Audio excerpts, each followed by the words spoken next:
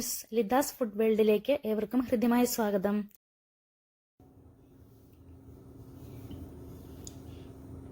ഇന്ന് ഞാൻ എത്തിയിരിക്കുന്നത് ഒരു സ്പെഷ്യൽ ഫിഷ് ഫ്രൈയുമായിട്ടാണ്.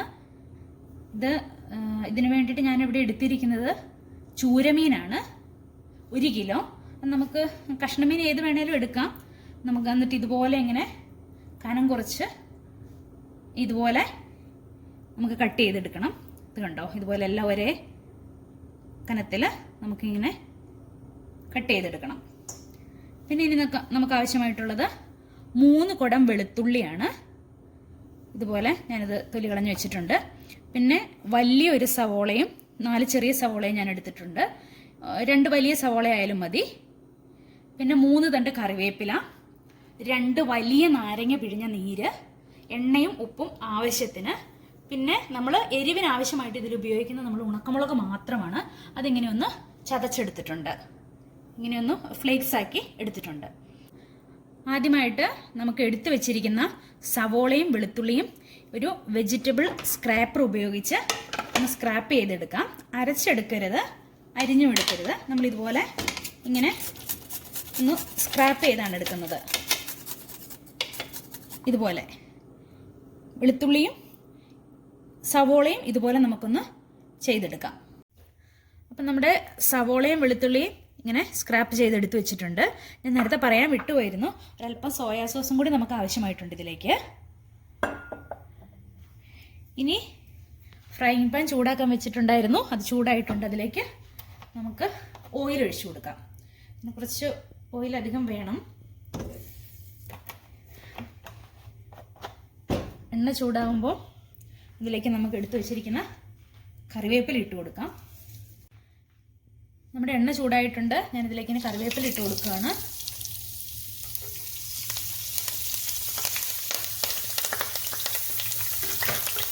അതിനുശേഷം എടുത്തു വെച്ചിരിക്കുന്ന സവോള,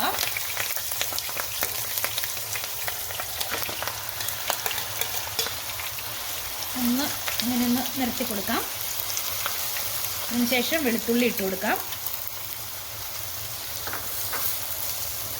ഇനി ഇതിൻ്റെ വെള്ളം ഒന്ന് ചെറുതായിട്ടൊന്ന് വറ്റിക്കോട്ടെ. അതിനുശേഷം നമുക്ക് ബാക്കിയുള്ള ഇൻഗ്രീഡിയൻസും കൂടി ഇട്ട് കൊടുക്കാം.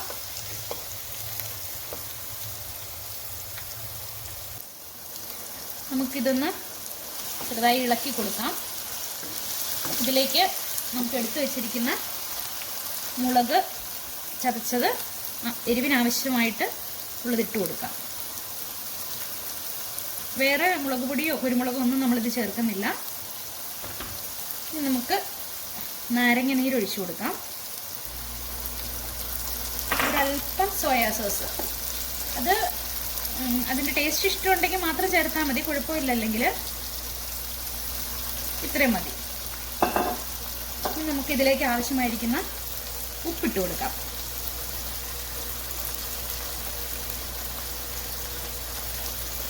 ഇനി ഇതെല്ലാം കൂടി നമുക്ക് നന്നായിട്ടൊന്ന് മിക്സ് ചെയ്യാം. അതിനുശേഷം നമുക്ക് ഇതിന് മുകളിലേക്ക് എടുത്തു വെച്ചിരിക്കുന്ന മീൻ ചേർത്ത് കൊടുക്കാം. നന്നായി എല്ലാം ഒന്ന് മിക്സ് ചെയ്തതിന് ശേഷം ഇപ്പം നമ്മൾ ഈ മിക്സ് ഒന്ന് നോക്കണം, ഉപ്പും പുളിയെല്ലാം പാകത്തിനാണോ എന്ന്, എരിവെല്ലാം ഇല്ലെങ്കിൽ ആവശ്യമായത് ഇപ്പോൾ തന്നെ ഇട്ട് കൊടുക്കാം.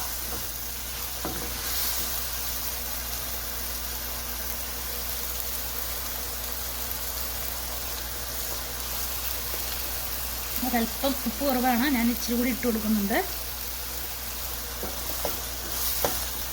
ഇനി ഇതിലേക്ക് നമുക്ക് ഇതൊന്നിങ്ങനെ നിരത്തിയിടാം. ഇനി ഇതിലേക്ക് നമുക്ക് ചെറുതായി മുറിച്ച് വെച്ചിരിക്കുന്ന മീൻ കഷ്ണങ്ങൾ ഇട്ട് കൊടുക്കാം. ഇതുപോലെ ഇങ്ങനെ നമുക്ക് എല്ലാം ഇട്ട് കൊടുക്കാം.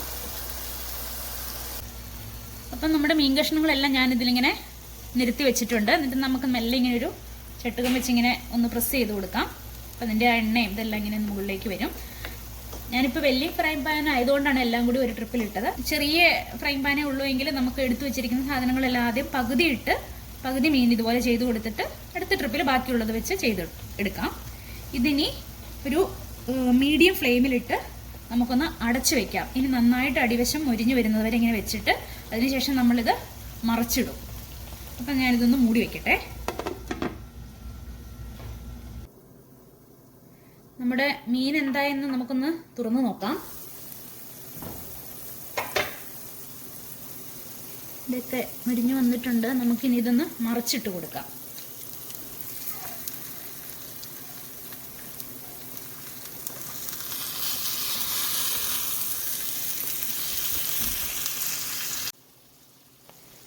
മീനെല്ലാം ഞാൻ മറിച്ചിട്ടിട്ടുണ്ട്. ഇനി നമുക്ക് ഒരു 15 മിനിറ്റ് കൂടി ഇതുപോലെ വെക്കാം. ഇനി മൂടി വെക്കണ്ട. നമുക്ക് അതിനുശേഷം നമുക്കിത് നോക്കാം. അപ്പോൾ നമ്മുടെ സ്പെഷ്യൽ ഫിഷ് ഫ്രൈ ഇവിടെ റെഡി ആയിരിക്കുകയാണ്. ഈ ഒരു പരുവത്തിലാണ് നല്ല ടേസ്റ്റ് ആയിട്ട് വരുന്നത്. കാരണം ഒത്തിരി നമ്മളങ്ങ് മൊരിയിച്ചെടുത്തു കഴിഞ്ഞാൽ ആ മസാലയെല്ലാം ഒരു കഴിക്കുന്ന ഒരു ടേസ്റ്റായി പോകും. ഈ ഒരു പരുവത്തിലാണ് നല്ല ടേസ്റ്റായിട്ട് വരുന്നത്. ഇനി ഞാനിതൊരു സെർവിങ് പ്ലേറ്റിലേക്ക് മാറ്റിയിട്ട് കാണിച്ചു തരാം.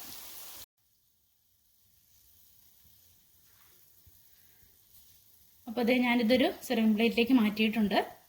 ഇത് വളരെ നല്ല ടേസ്റ്റാണ്. പണ്ട് നമ്മൾ ഈ പുളിയടിയൊക്കെ ചൂടുന്ന അതേ ഒരു ടേസ്റ്റാണ് ഇതിനും. അപ്പോൾ എല്ലാവരും ഇങ്ങനെ ഒന്ന് ട്രൈ ചെയ്ത് നോക്കണം. ഒരു പ്രാവശ്യം നിങ്ങളിങ്ങനെ ഉണ്ടാക്കി നോക്കിയാൽ നിങ്ങൾ പിന്നെ ഇങ്ങനെയും മീൻ വറുക്കുകയുള്ളൂ. അപ്പോൾ മറ്റൊരു ഡിഷുമായി അടുത്ത ദിവസം വീണ്ടും കാണാം.